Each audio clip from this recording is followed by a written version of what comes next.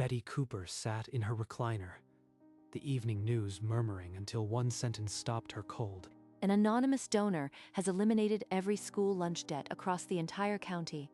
$340,000. That's every child, every single one. The donor's only condition: the announcement must happen on the porch of a specific retired lunch lady, Betty Cooper. The remote slid from her lap and hit the floor, but she didn't hear it. The name on the screen had stolen the air from the room. After all these years, why is my name on the news?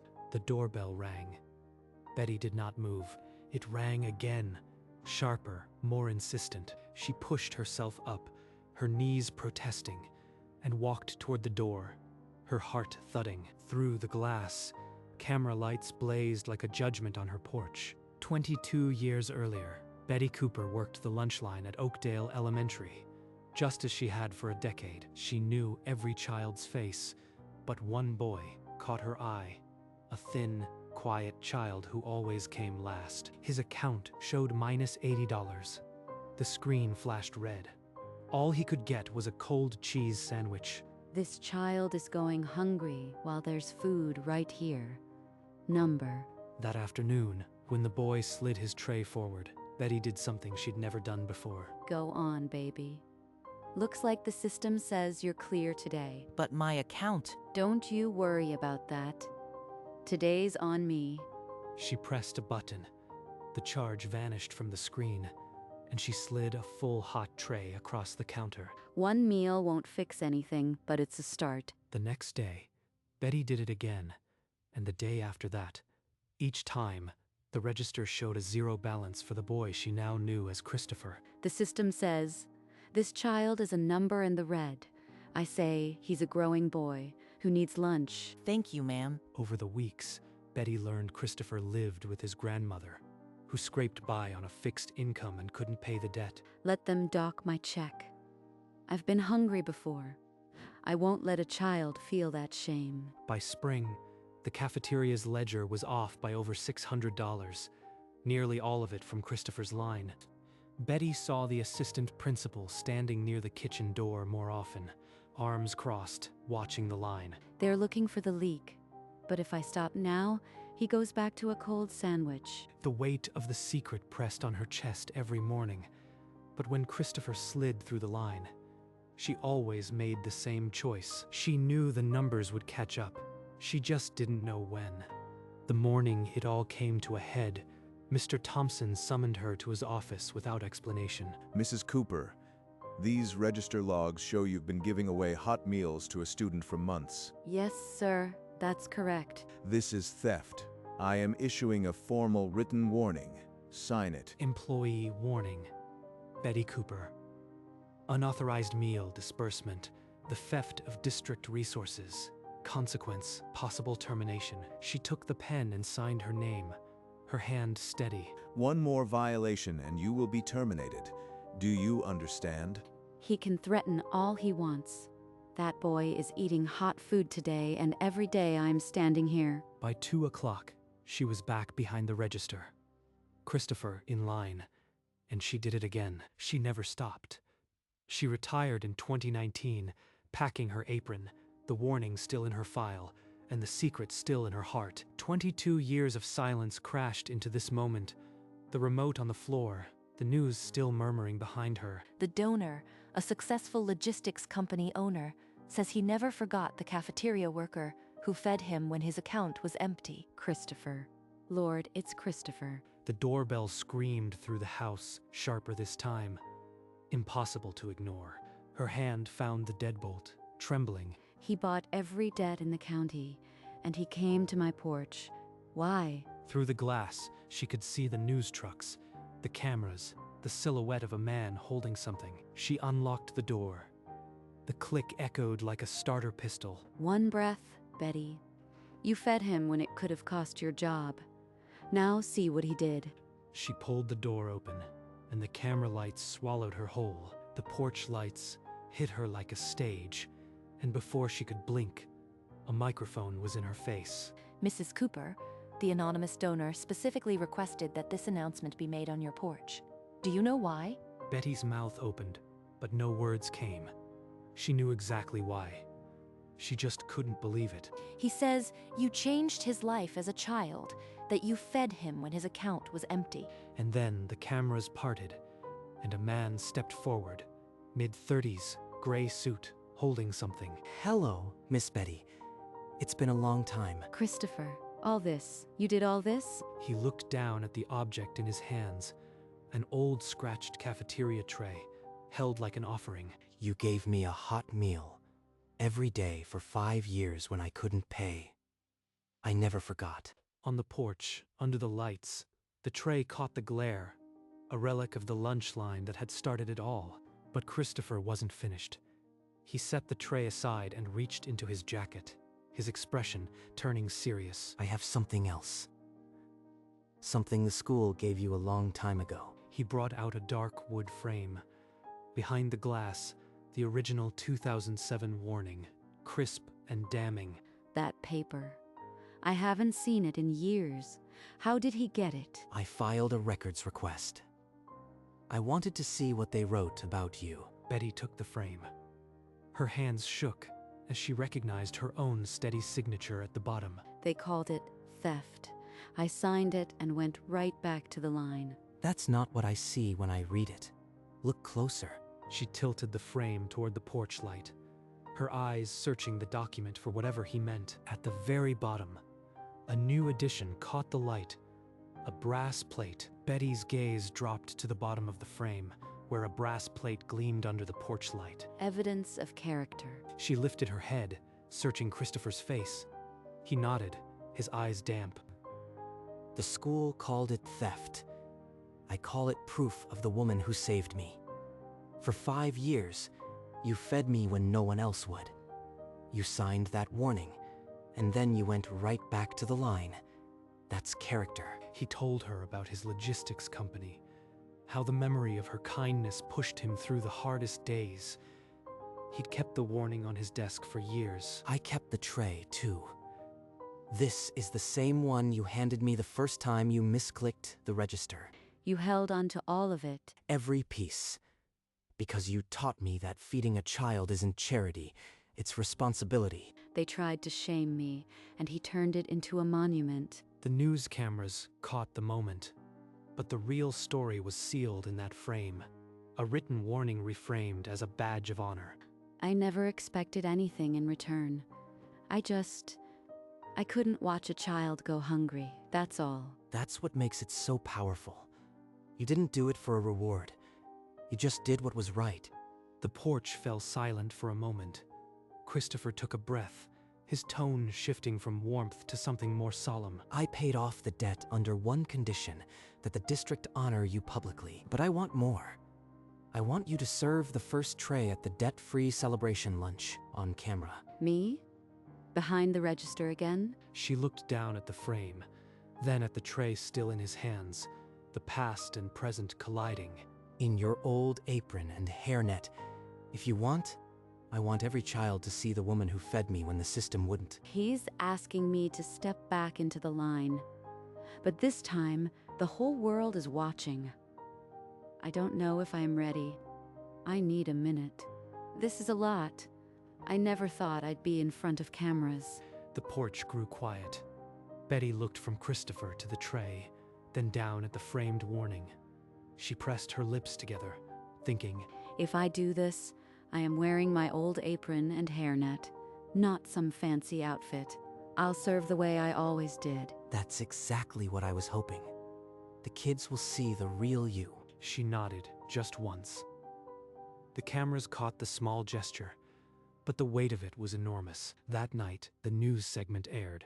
The anchor's voice carried across the county. An anonymous donor erased $340,000 in lunch debt, but his only condition revealed the heart of a retired lunch lady. The image of Betty holding the framed warning, the brass plate glinting, flooded social media. By morning, the clip had hundreds of thousands of views.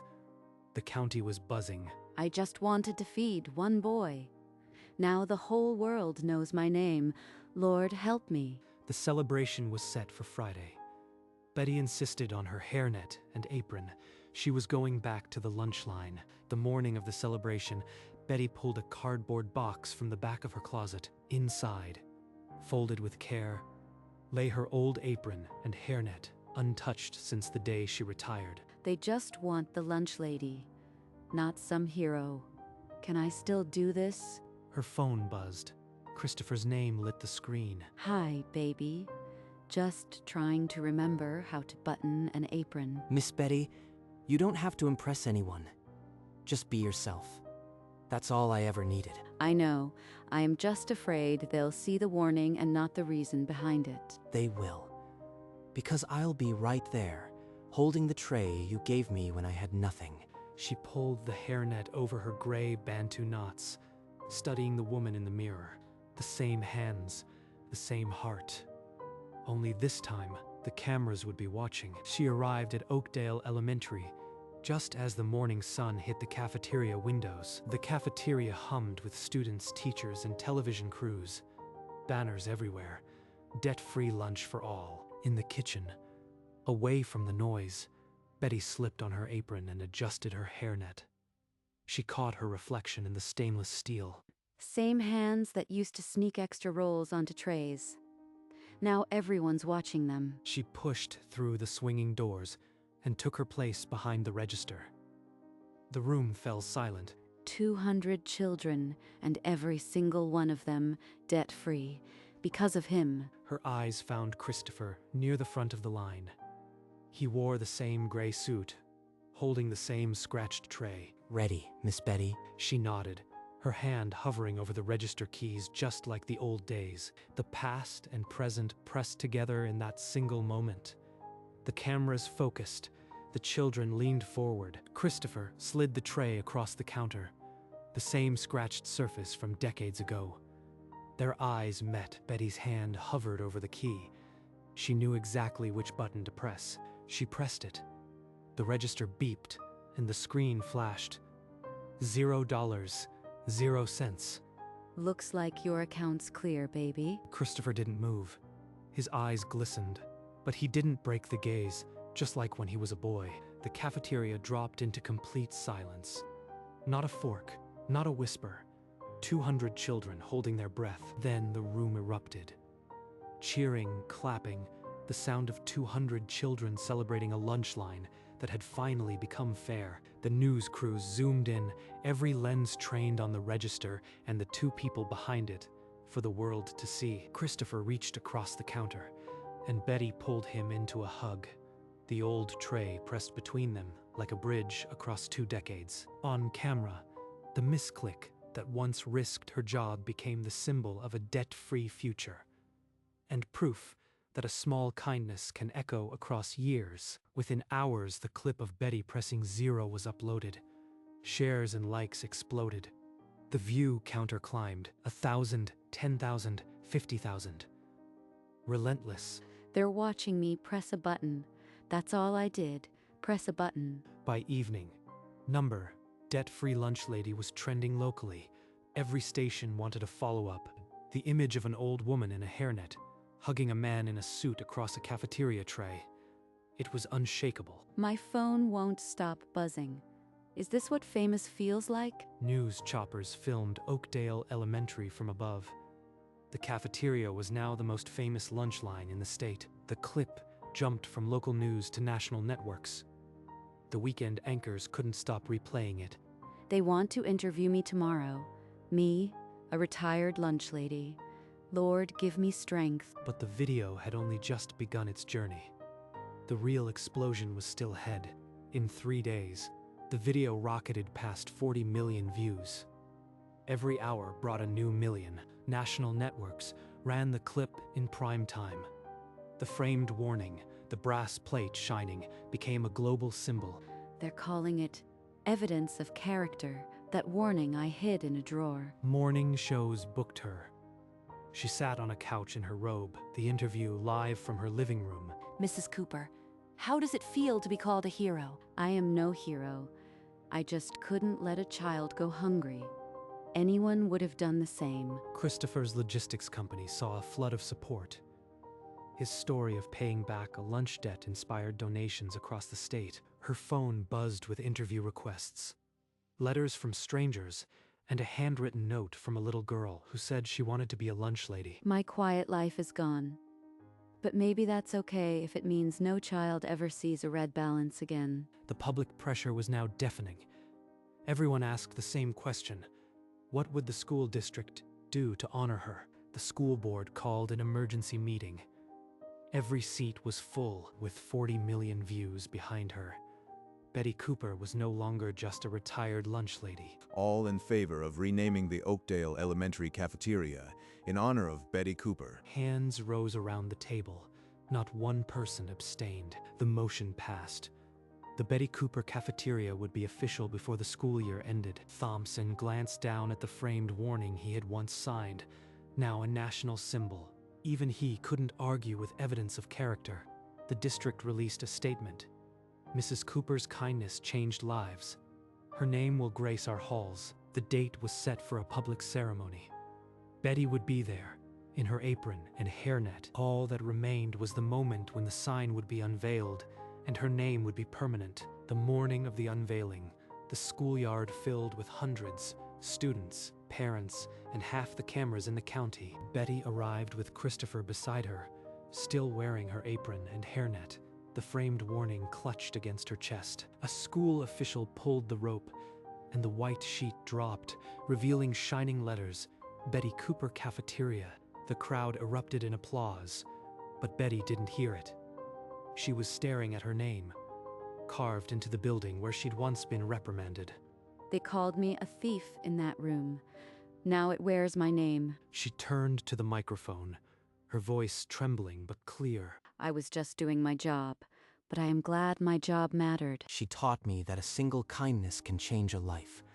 I am proof. He took her hand and raised it, the framed warning held high, the brass plate gleaming for all to see. On the wall behind them, her name now permanent.